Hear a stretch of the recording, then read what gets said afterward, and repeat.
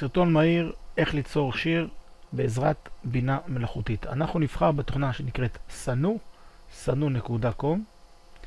נעשה sign in, לפעמים ה-sign in יכול להשתנות לכיוון אחר. נכנס דרך החשבון שלי בגוגל, הכי מהיר, הכי נוח.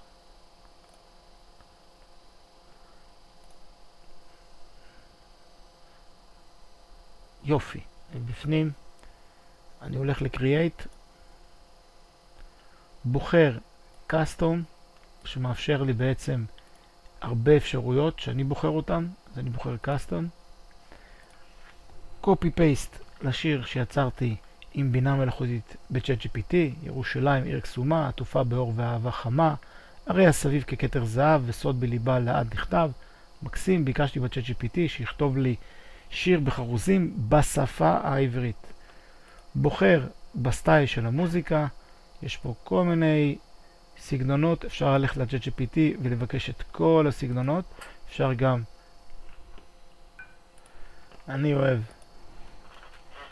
טכנו, פופ ואפיק.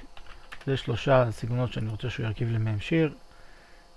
אני מגלגל למטה עם העכבר, ניתן לו את השיר ירושלים היפה בעולם, ונלך ונלחץ על Create.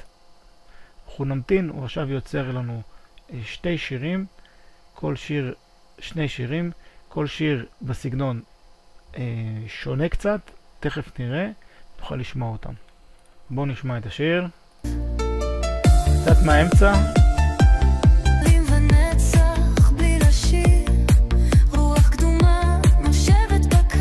יפה מאוד.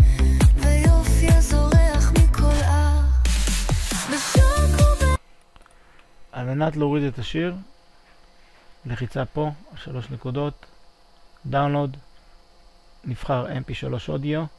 יש אפשרות גם בווידאו, אבל התמונה תהיה תמונה אחת לכל אורך הסרטון. אפשר לשנות את התמונות ואת הווידאו בקנווה או תוכנה אחרת.